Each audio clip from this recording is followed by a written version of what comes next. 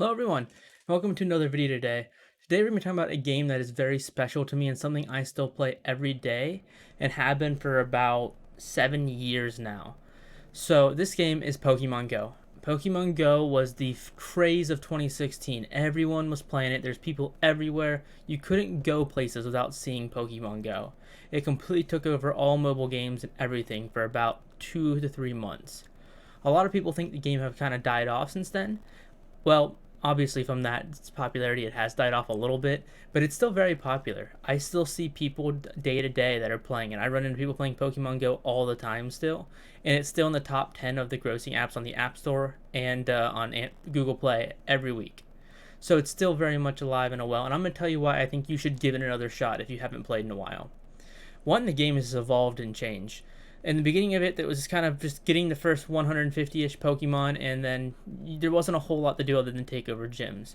Now you have a full PvP league. Gyms have evolved and changed.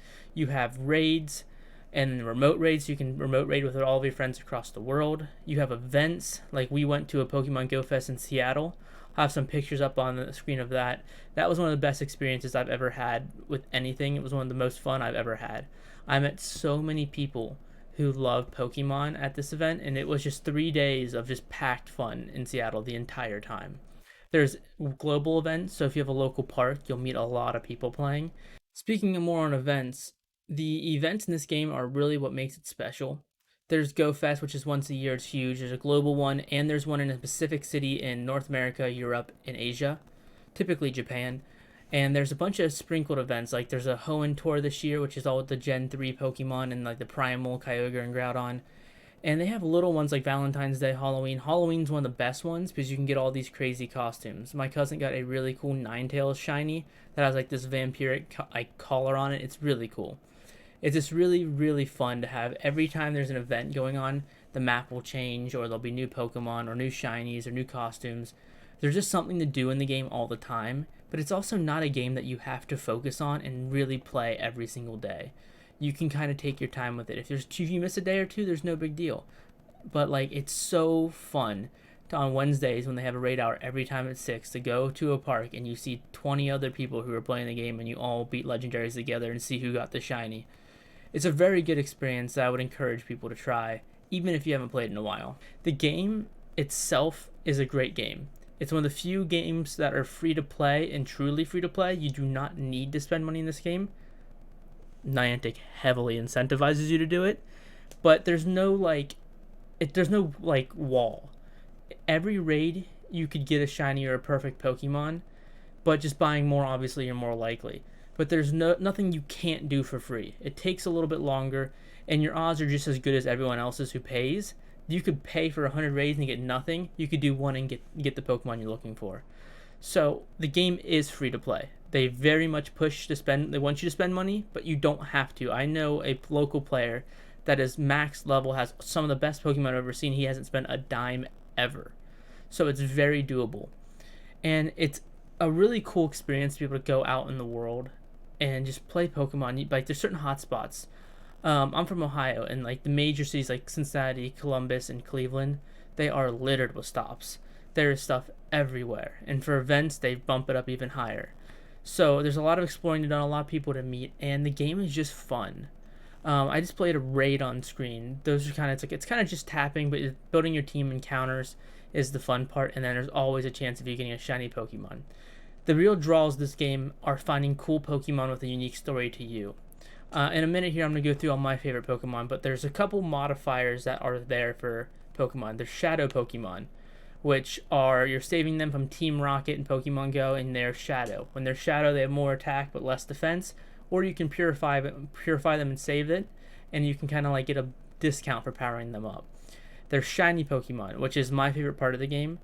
Shiny Pokemon are more common in Pokemon Go than the mainline games, but it's always a super surprise when you're out to dinner or you're going to an event and you get the shiny you're looking for. There is now extra small and extra large Pokemon. So for like Tyranitar Community Day, there was a really small one. I got one that was under a meter tall. The regular's around 2, and then my XXL was 4 meters tall. So you can get these giant Pokemon. You can get a giant shiny Shadow Pokemon. You can kind of like combine all of those different attributes to make some super rare, cool Pokemon with the story.